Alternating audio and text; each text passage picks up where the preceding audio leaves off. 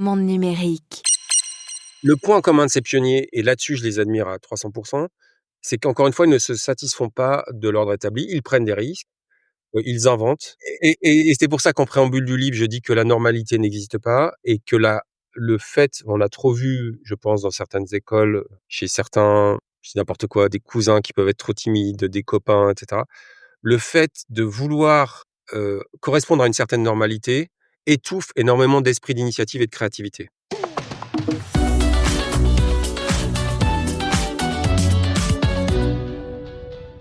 Salut Guillaume Gralet. Bonjour Jérôme. Bonjour cher confrère. Guy, Merci beaucoup de prendre du temps, c'est très sympa. puisque Guillaume, tu es rédacteur en chef tech et sciences au magazine Le Point. Tu interviews également dans l'émission Tech 24 sur France 24. On fait un peu le même métier, mais pas du tout de la même manière. Mais en tout cas, on travaille sur la même matière, la tech, depuis des années et des années. Et tu as eu l'occasion, au fil de ces années, de rencontrer et d'interviewer de nombreuses grandes figures internationales de la technologie. Ce qui a permis au Point de faire plusieurs couvertures sur des rencontres événements. Mark Zuckerberg, Sam Altman, Elon Musk, Pavel Durov, le fondateur de Telegram. Tu les as rencontrés aux États-Unis ou ailleurs. Je suis très content parce qu'en fait, je t'avais dit, ça faisait longtemps que je te disais, Guillaume, c'est génial que tu rencontres tous ces gens-là. Il faudrait que tu viennes faire un podcast avec moi, et deux, écris un bouquin. Et ben voilà, tu as écrit un bouquin. On fait les 2 en Donc même tu as temps. écrit. Ouais. Je dirais pas que c'est moi qui t'ai donné l'idée, hein, mais je En pense que partie, si. tu l'avais. Si. Donc ce livre qui s'appelle Pionnier au pluriel, aux éditions Grasset, voyage aux frontières de l'intelligence artificielle. Bon, mais il n'y a pas que l'intelligence artificielle. Et en fait, ce livre, il est top parce que tu racontes ces rencontres. À la fois, tu racontes comment tu as travaillé. Donc c'est un mélange de détails, d'anecdotes et tout. Tu vas Au les moins je peux partager avec expliquer à nous. mes fils que je fais, comme Voilà. métier, voilà. Exactement, ils vont mieux comprendre ce que tu fais précisément. Mais derrière, il y a des réflexions profondes sur les personnes avec lesquelles tu as parlé. D'abord, si tu devais en retenir une, quelle est la personnalité que tu as rencontrée qui t'a le plus marqué? Ouais, Jérôme, merci beaucoup de me donner cette opportunité et pour moi, j'en profite. Avant même de faire ce métier, je t'écoutais à la radio, je t'ai écouté énormément et à chaque fois tu rendais des choses compliquées, très simples, très faciles d'accès et tu as Bah, toujours c'est la même gentil. passion aujourd'hui, donc c'est absolument génial, de t'écouter et merci encore de pouvoir converser avec toi. J'ai vachement hésité effectivement à faire ce livre parce que je me suis dit, heu, ça va un peu ennuyer, les gens. Mais effectivement, j'ai essayé de montrer un petit peu les dessous, les interrogations qu'on peut avoir en tant que journaliste, à qui on doit donner la parole, qui mérite vraiment d'être interviewé. Donc ça, c'est des vraies interrogations dont je parle dans le livre. Et effectivement, il y a les personnes dont on parle beaucoup et comme, Musk, Zuckerberg, Altman. Mais pour répondre à ta question et qui sont effectivement une partie du livre, chacun a droit à son chapitre, mais il y a quand même 14, chapitres Mmh. et en réalité, là, ce qui m'a peut-être le plus marqué, ce sont des personnes sans doute moins connues, dont on parle relativement peu ou en tout cas pas assez. Il y a tout un chapitre sur les Français et honnêtement, les chapitres sur les Français, ça mériterait un livre entier tellement il y a de choses Mmh. différentes, des parcours différents, des façons différentes de voir les choses. Ouais, il y a qui comme Français d'ailleurs? Alors, Rappelle-nous. il y a aussi bien les créateurs de Mistral, bien sûr, Mmh. ceux de Dust, mais il y a des gens moins connus comme, des gens de Probable avec, Gaël Varrocco, qui est un chercheur absolument génial, qui a été d'ailleurs un des professeurs, ou directeur de thèse. En tout cas, il a été en contact avec Arthur Mensch quand Arthur Mensch faisait ses études. La volonté des les créateurs de QTI aussi d'aller vers l'open source. Enfin, c'est très, très Mmh. riche. On en parlera peut-être tout à l'heure. Mais pour te Ouais. répondre, ce sont les peut-être il y a tout un chapitre aussi autour de Pelonomi, Moiloa. Donc c'est un peu une des porte-paroles de l'intelligence artificielle made in Africa et pour être allé à plusieurs conférences qu'on appelle les conférences Indaba, ça veut dire, rassemblement. Je suis allé, à Dakar, à Kigali, il y en a un l'année prochaine en 2026 qui a lieu à Lagos, au Nigeria. Eh bien, on Oui, tu voit parles beaucoup de l'Afrique parce que c'est un sujet qui te tient à cœur. Tu en parles souvent sur Tech 24, tu as fait pas mal de reportages, et tu as interviewé pas mal de personnalités africaines de la tech. ouais, pour faire vite, ce que je trouve très intéressant, c'est que d'abord, ces entrepreneurs ou ces chercheurs africains qui, pour certains, sont au Canada, aux États-Unis ou d'autres opèrent en Afrique parce qu'il y a une école mathématique très importante en Afrique avec notamment le AIMS, l'Institut africain des mathématiques. Eh bien, en fait, ils vont s'appuyer sur la diversité des langues africaines, Mmh. plus de 2000 langues, beaucoup, de dialectes essentiellement parce que ChatGPT, on l'oublie peut-être un peu et là, on célèbre les 3 ans de ChatGPT, c'est uniquement un modèle de langue. Alors un modèle de langue qui va avoir énormément d'applications, des applications, de rédaction, de correction, mais aussi des applications industrielles et cette diversité des langues peut être une force pour l'Afrique et j'ai vu à travers différents projets, le projet, AfriClimate, par exemple, des projets comme Kate Callow qui déploie ses propres satellites, c'est que l'Afrique en ce moment invente, une IA encore plus riche culturellement, mais aussi qui peut répondre encore davantage à des besoins très concrets, Mmh. dans l'agriculture, la prévision, climatique, l'éducation aussi et je me dis c'est une IA qu'on doit aussi, mettre en avant parce qu'il y a pas uniquement la course, de puissance, hein, qui est assez, dingue entre la Chine et les États-Unis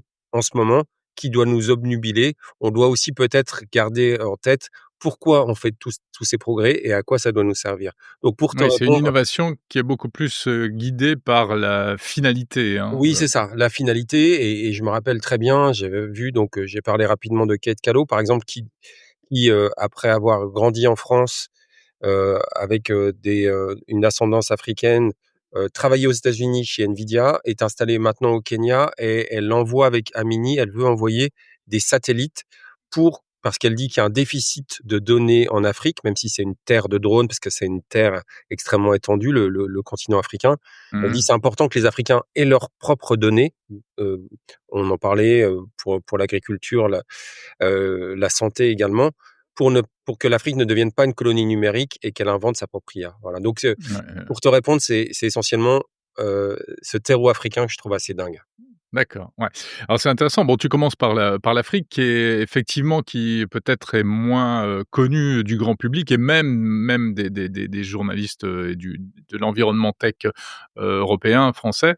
On connaît plus bien sûr les grandes têtes d'affiche, je l'ai dit, Zuckerberg, Sam Altman, Musk et cetera. Ce qui est intéressant, ce qui est amusant aussi dans ton bouquin, c'est que tu racontes des tranches de vie et des trucs que tu as fait, mais j'étais sidéré. Tu es allé à la nage sur l'île de Zuckerberg pour, essayer de quoi? De forcer la porte de son bunker?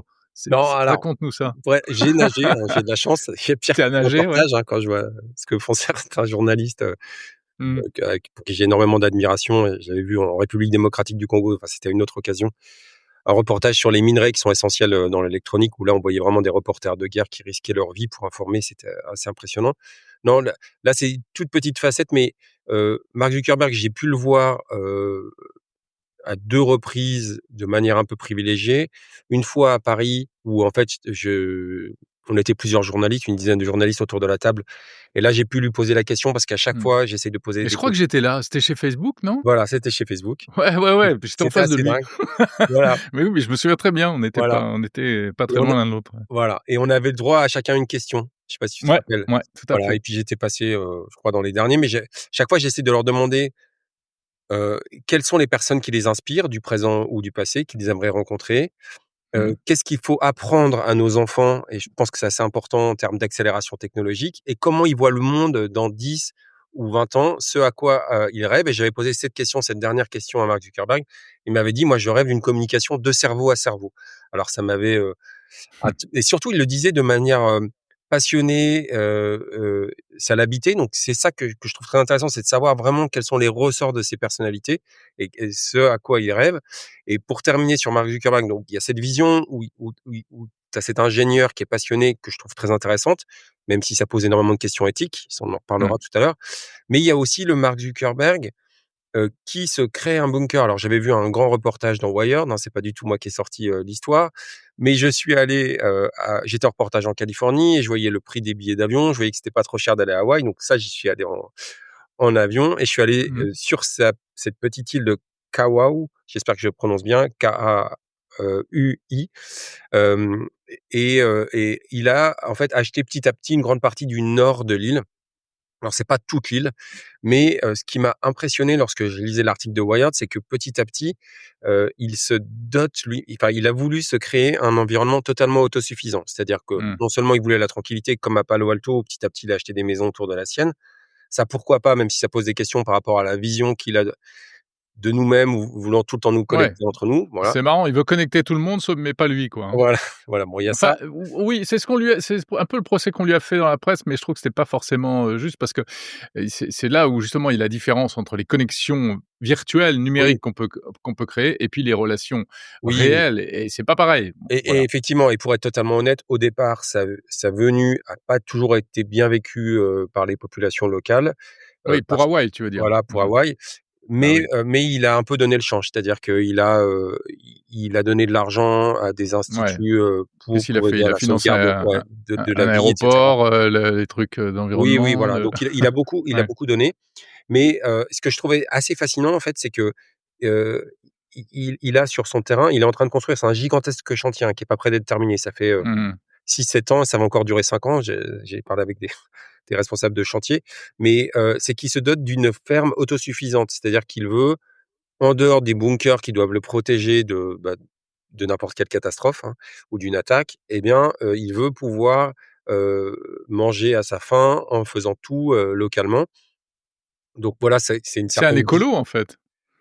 oui, oui, alors, oui, oui, non, mais il a plein de c'est quelqu'un de brillant, c'est quelqu'un d'intelligent. Après, je préfère le Mark Zuckerberg passionné de technologie, qui est ouvert sur ses, recherches, que celui de Cambridge Analytica ou Ouais, c'est peut-être sûr. celui qu'on voit actuellement, où j'ai l'impression qu'il reva vers une recherche, un peu fermée, hein, le laboratoire de superintelligence qu'il a Mmh créé mh. et qui explique peut-être, en partie, en tout cas, le départ, De de Yann Yann Lequin? Lequin.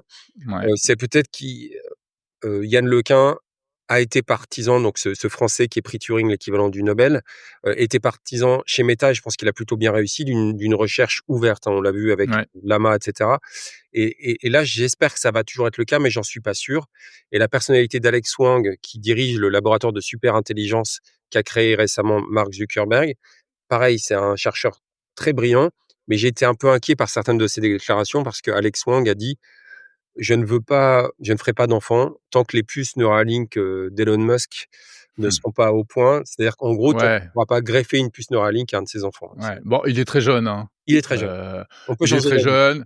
C'est un gros cerveau, Un gros cerveau. de l'IA. À mon avis, il a pas un quotient émotionnel, super développé. Il a un peu le temps de Ça peut progresser dans changer, la ça vie, peut hein. changer. Ça peut changer, ouais, voilà. OK. Donc Mark Zuckerberg, Elon Musk, je me souviens il y a quelques années, où tu étais voilà, tu collectionnais déjà les stars et tu me disais: «Ah Elon Musk, j'arrive pas à l'avoir» et cetera. Finalement, tu l'as eu? Oui, alors, oui, je l'ai eu à 2 reprises. Alors, j'ai aucun mérite, hein, c'est juste mais il avait donné une Non, conférence mais à tu es la toujours sur les bons coups. Parfois, je te croise, c'est rigolo parce qu'on pose pas d'ailleurs forcément les mêmes questions quand on aura une question. Moi, ça va être une question d'actu et toi, oui, c'était des choses un peu plus profondes, mais en fait, tu avais mmh, déjà ton projet de bouquin en tête, quoi. non, faudrait faire un film, Jérôme. Ouais. Non, D non, mais ouais, ouais, c'est non, la non, différence entre voilà, je travaille dans un hebdomadaire aussi où ça on va plus en on a un peu plus le temps, profondeur, on a un peu et plus le temps, cetera. bien sûr. Non, Mmh. non, mais c'est sûr. Non, mais c'est un luxe absolu d'avoir pu, rencontrer toutes ces personnes. Ouais. Et Donc puis Elon Musk? surtout, c'est une histoire qui s'écrit en permanence, donc quand on est curieux, c'est génial.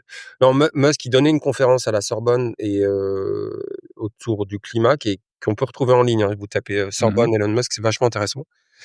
Il explique d'ailleurs pourquoi lui, il rêve d'une civilisation extraterrestre et dans une certaine mesure, c'est un Elon Musk assez très écolo, très intéressant scientifiquement et l'année d'après, j'ai pu le voir parce qu'il venait, rendre visite à des équipes de Tesla et pareil, c'est-à-dire que c'est quelqu'un, que je trouvais très réfléchi, mais en fait qui m'a beaucoup surpris parce qu'à un moment, il m'a dit, je lui ai dit que je l'avais vu, l'année d'avant à la conférence de la Sorbonne et il et il doutait. Il m'a dit: «Ah bon? Est-ce que vous m'avez Ouais. trouvé convaincant?» Je dis: «Oui, Ah, oui, ouais, c'est c'est marrant très ça. intéressant» et en fait, il y avait ce petit et ça a duré assez enfin quelques secondes et j'ai trouvé ça assez Ouais. marrant qu'une personne qui aujourd'hui, en tout cas, alors c'est peut-être plus le même Elon Musk, mais sur les réseaux Mmh. sociaux, on a l'impression qu'il a aucun surmoi, qui dit, il faut le dire, parfois totalement n'importe quoi, des Ouais. choses auxquelles j'adhère pas du tout, des valeurs qui sont pas les miennes et cetera et je me suis dit: «C'est quand même dingue que cette personne, doutent parfois, voilà. Ouais. Et donc là, idem, Mais ça c'est-à-dire le que rendrait presque encore, finalement, oui, sympathique quoi, et c'est pour ça aussi que je plus montre qu'il a humain cette qu'il en a famille. l'air. Oui, oui, oui, et c'est pour ça que je titre, en fait, le chapitre qui lui est consacré sur sa mère, avec qui il a une relation Mmh très mh. intéressante, et qui explique peut-être en partie, hein, même si on n'est pas tous là à avoir tout compris, chez Elon Musk, une partie de sa personnalité aujourd'hui. Mais, en tout cas, ça m'avait marqué, et j'ai pu le revoir quelques années après dans le cadre de Vivatech, quelques minutes en tête-à-tête, où là, je l'avais interrogé sur sa puce Neuralink Mmh. qui, si on peut, trouver génial, ces fusées réutilisables, moi, le projet Neuralink me fait vraiment flipper. C'est génial sur le côté, pour accompagner, ça peut être en tout cas génial pour accompagner certains malades d'Alzheimer, de Parkinson, mais lorsqu'on explique que ces puces-là vont permettre à un être humain de résister à l'ère de l'IA, c'est-à-dire en augmentant l'homme d'une capacité de calcul, de mémoire infinie, heu, ou de connexion au monde, je me dis: «Ouh là là, on va trop loin». En tout cas, c'est aussi un des objets du livre, c'est de en dehors de ces personnalités qui ne sont pas assez connues, je pense qu'il y a des dans un monde en pleine accélération, on avait parlé des États-Unis et de la Chine, il y a des débats, je pense qu'on devrait poser, pas forcément pour être tout le temps contre, hein, il y a des choses absolument géniales, en médecine. D'ailleurs, il y a tout un chapitre qui est consacré à Demis Hassabis. Là, c'est aussi une Ouais, personnalité qui est dingue, d'ascendance, singapourienne en partie, grecque, prix Nobel. chypriote, et cetera, qui a créé à Londres DeepMind, qui a été en 2010 de mémoire, qui a été racheté en 2014 par Google, qui a tenu à ce que DeepMind, une grande partie, reste à Londres, et gardait beaucoup d'indépendance, et qui aujourd'hui chapeaute plus ou moins l'IA chez, Google. Lui, il a un point de vue, très intéressant, et il a eu le prix Nobel de chimie parce qu'il a permis de faciliter la modélisation du repliement des protéines. C'est-à-dire que là, en gros, cette découverte, pour l'agriculture, pour la médecine, c'est absolument fondamental. Les biologistes, en rêvaient en réalité. Donc Mmh mh. il y a il y a ces avancées qui sont phénoménales et géniales, et il y a d'autres choses qui sont peut-être plus inquiétantes, et ce que je souhaite, c'est qu'on en parle, que ça intègre le débat public, et que, encore une fois, on peut être d'accord, pas d'accord, mais qu'en tout cas qu'on en parle et qu'on décide le plus ensemble possible, si c'est possible. Alors justement, voilà, c'est vraiment ça ton bouquin, c'est des petites choses très anecdotiques et aussi des réflexions, une vraie réflexion en profondeur. Qu'est-ce qui, selon toi, quel est le point commun entre tous ces pionniers, que tu as rencontrés? Est-ce qu'il y a un point commun? Est-ce qu'il y a Oui, il y quelque en a chose un qui qui est dingue, en fait, et ça m'est ouais. apparu au fur et à mesure des années. Enfin, c'est marrant, je l'aurais pas dit ça il y a quelques années. Enfin, je fais vite. Les Mmh. pionniers, ce sont des Non, prends gens, ton temps, hein. voilà, non, les pionniers, c'est pour ça que j'ai titré là-dessus, parce que je pense essentiellement de Aravind Srinivas, Dario Amodei, ou même Alex Karp, ce sont des gens, qui ne se satisfont pas de l'ordre établi. C'est-à-dire qu'ils pensent, à tort, à raison, qu'il faut changer les choses. Voilà, Mmh, mmh, mmh. et souvent, on espère, et c'est tout l'objet aussi des interrogations actuelles, pour le meilleur, mais avec aussi une conscience qu'ils doivent avoir du pouvoir qu'ils ont sur les gens, voilà, et un cas précis, par exemple, et tous ne pensent pas la même chose, hein. Je l'ai dit tout à l'heure sur, l'aspect biologique ou pas, hein, tout le monde n'est pas d'accord, loin de là, d'aller, là-dessus, mais sur les impacts que ça peut avoir sur le partage des richesses, les inégalités de revenus qui vont peut-être sans doute exploser. Est-ce qu'on doit aller vers un revenu minimum ou pas? Les impacts sur le travail, un tout petit mot, sur Dario Amodei, par exemple, qui est un physicien américain, d'origine italienne, et qui, avec sa sœur Daniela, faisait partie de ce qu'on appelle l'équipe safety d'OpenAI. C'est-à-dire, Mmh. lorsqu'OpenAI a complètement changé de statut, il a dit: «On va trop vite, j'en ai peur». Je crois qu'il s'entendait plus du tout avec Sam Altman. Il décide de claquer la porte pour créer Anthropic, ce qui a donné naissance au robot conversationnel Claude, ouais, un Mmh. concurrent de ChatGPT qui est assez fabuleux d'ailleurs, et qui a été nommé ainsi en hommage au mathématicien américain, Claude Shannon, Dario Amodei, lorsque vous parlez avec lui, eh bien, il prévoit un bain de sang à venir, en tout cas à horizon de 5 ans, chez les cols blancs. En tout cas, il dit: «Il faut qu'on en parle parce que, heu on doit réfléchir à la formation, heu, comment se former soi-même, comment rester, dans l'aventure, comment ne pas céder à l'apocalypse cognitive, c'est-à-dire dès qu'on a une petite réflexion à faire, on le donne à la machine. Et Jensen Huang aussi, je pense que tu étais là aussi lorsqu'il est passé à Paris, le créateur de Nvidia, De dans le cadre Nvidia. de Vivatech, voilà.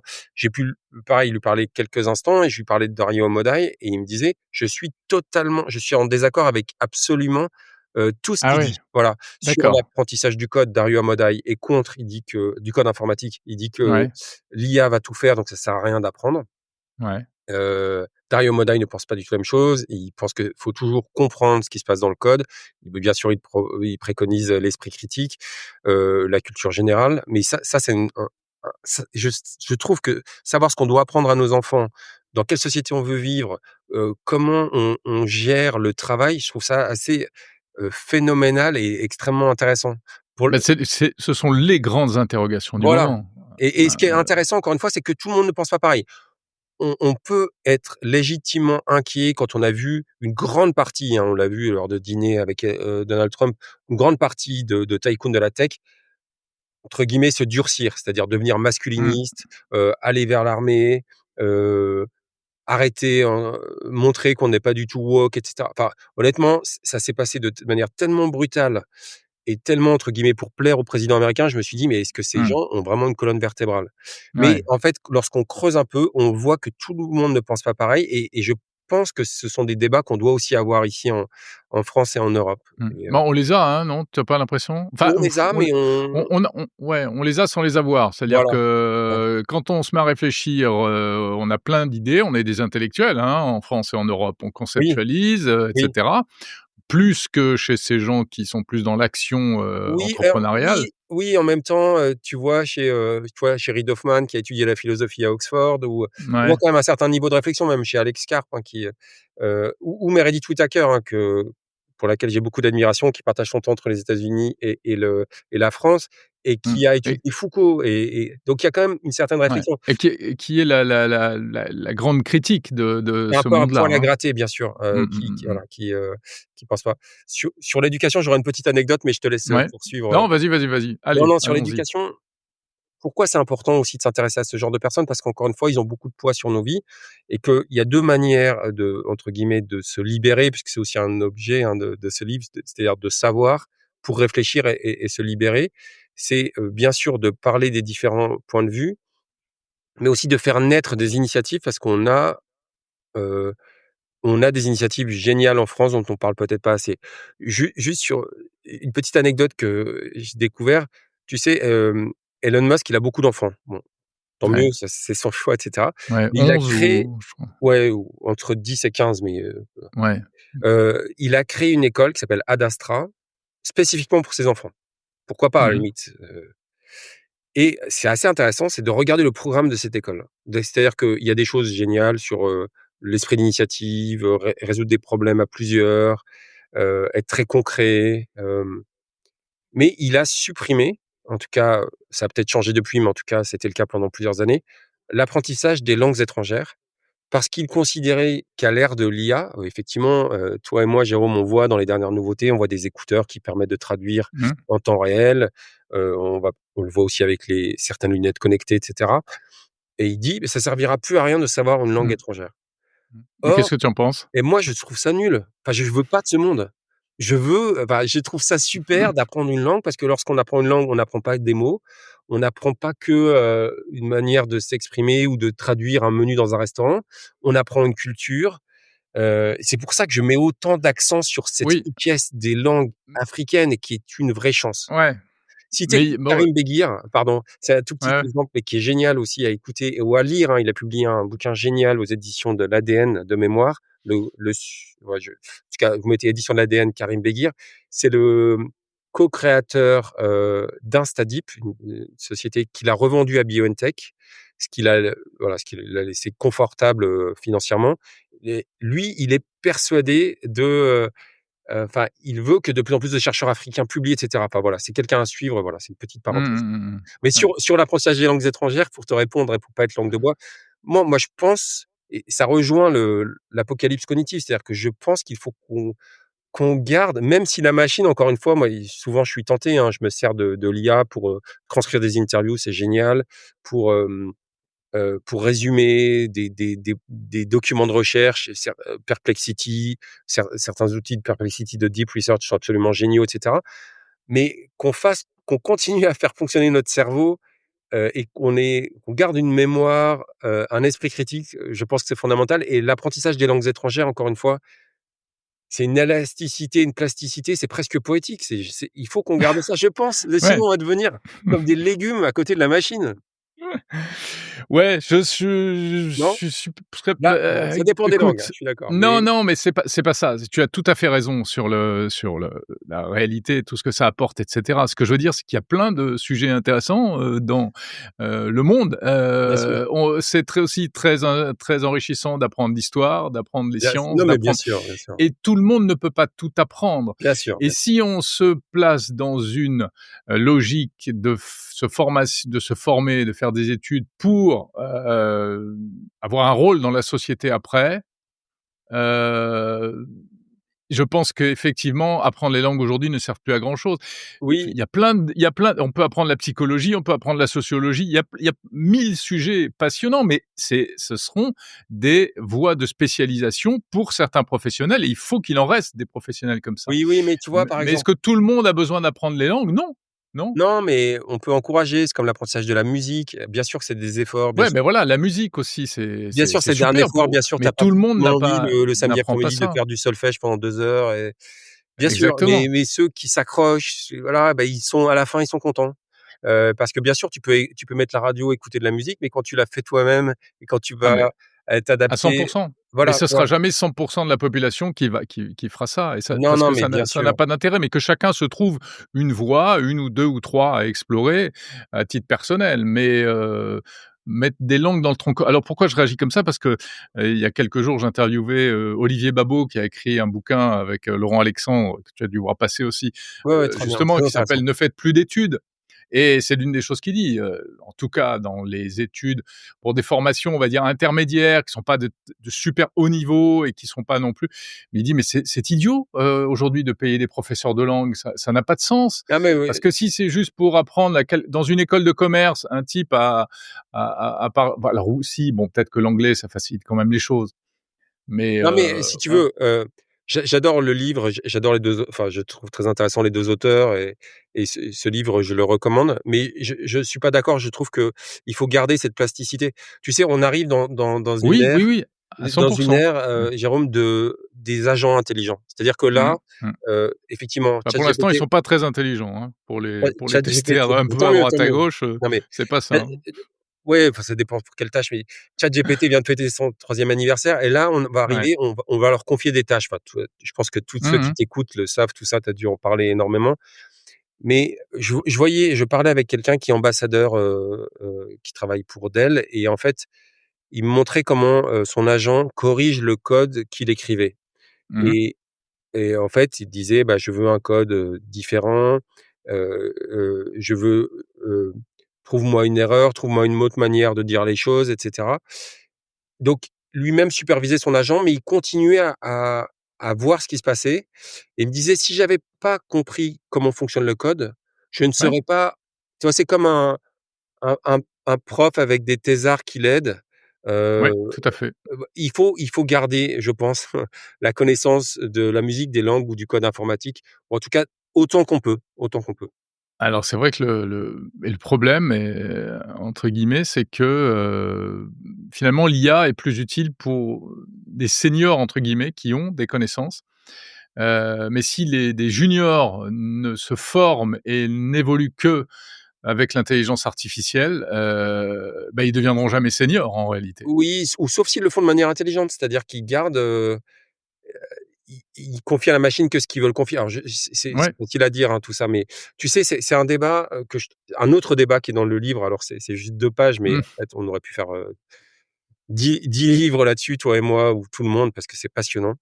Heu, c'est un débat, je sais pas si tu te rappelles, on parlait de Dario Amodei tout à l'heure. Mmh. Il a fait un essai qui s'appelle Machines of, Loving Grace, qui est le nom d'ailleurs d'un autre livre qui est assez passionnant sur le sujet, où il prédit, l'avènement de millions d'Einstein, dans les centres de données. C'est-à-dire qu'il dit qu'effectivement, on va pour la première fois de notre vie, cette fameuse créature, hein, rien ne nous a poussé, enfin rien nous a forcé à faire naître cette créature un peu bizarre qui, par certains aspects, va être plus intelligente, d'autres moins, et cetera. Donc on va être en cohabitation avec. Et pour lui, il dit: «Bah, ce seront comme des Einstein». Et lorsqu'il a lu, cet essai, Thomas Wolfe, qui est le directeur scientifique de Hugging Face, qui est quelqu'un de brillant, très sympa, et cetera, Oui, que j'ai il m'a interviewé d'ailleurs, pour mon voilà, numérique il m'a également, appelé, il donc m'a dit: «J'ai envie de réagir parce que je suis pas du tout d'accord avec ça». Il me dit: mmh «Pour moi, Einstein ou les autres grands scientifiques, ce sont, des gens, qui vont avoir des intuitions, qui pensent en dehors de out of the box et mh, et qui vont peut-être révolutionner les choses». Et ça, pour l'instant, la machine, avec les modèles de langue, bon ça, c'est le débat aussi qui pousse, Yann Lequin à partir de Meta, je pense, ouais. parce que ça ne Mmh. suffit pas les modèles de langue. Lui, il a son modèle GEPA de prédiction, et cetera.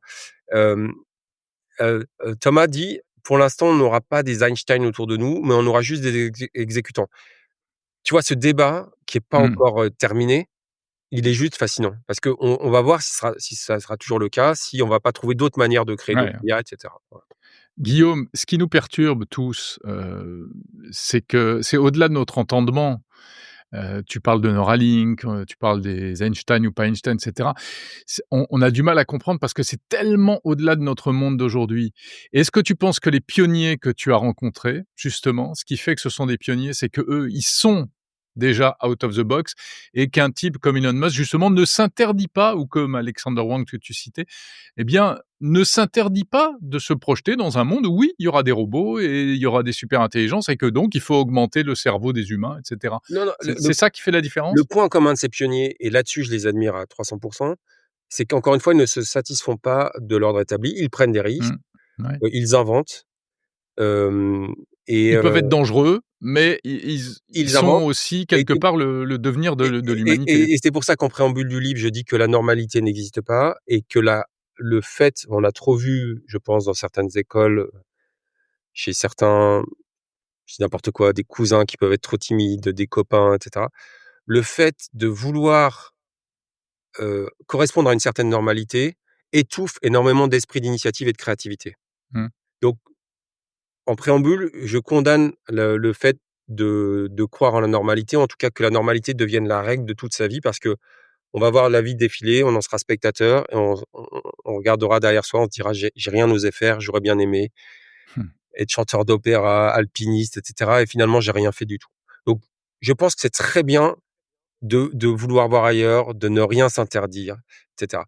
Ce que je pense, c'est que dans un monde d'accélération technologique, où encore une fois cette accélération est absolument géniale, on a parlé de la médecine, certains progrès aussi en agriculture, certains en éducation d'ailleurs, hein, quand c'est bien fait, sont absolument géniales.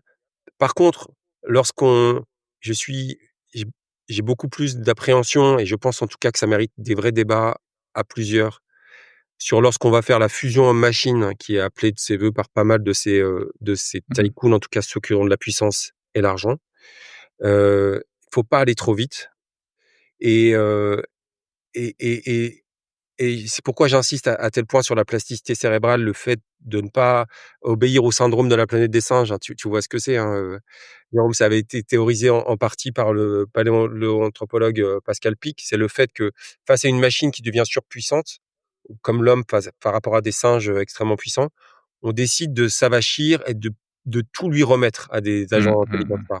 Je pense que tous ces débats, sur la collection de certains de nos données biométriques, mais aussi l'explosion à venir des inégalités, parce que ça va venir, c'est sûr, et comment on la redistribue. Est-ce que c'est juste un revenu minimum comme, un revenu universel, pardon, comme l'évoque aujourd'hui, Sam Altman? Ou est-ce que c'est pas quand même faire partie de l'aventure? Je pense que c'est des débats, à la f autant intellectuellement passionnants que fondamentaux, et donc c'est pour ça que je dis que les pionniers ne sont pas tous, enfin, ils sont souvent tous géniaux, mais ils font pas tous le bien, et en tout cas, ils devraient nous inclure dans la réflexion, ou en tout cas, on devrait toquer à leur porte en disant: «Eh oh, est-ce que tu es d'accord, pas d'accord?» et cetera, et on devrait tous s'y intéresser, c'est ça que je veux dire.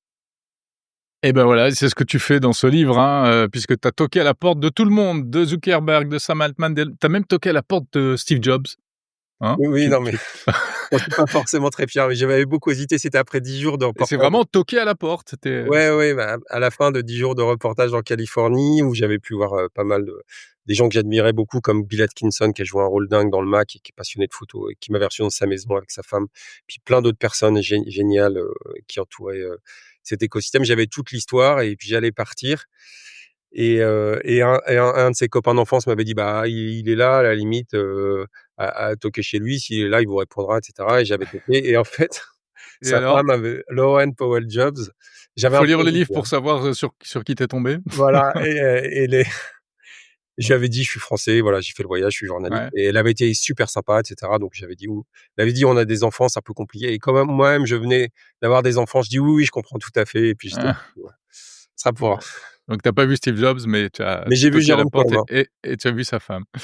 Ouais, ouais, ouais, écoute, on s'est vu. Voilà, Pionnier aux éditions Grasset. Merci beaucoup Guillaume Gralet, puis on continue à te lire, dans Le Point, régulièrement, Merci heu, Jérôme, sur tous les sujets tech. Salut Guillaume. à bientôt.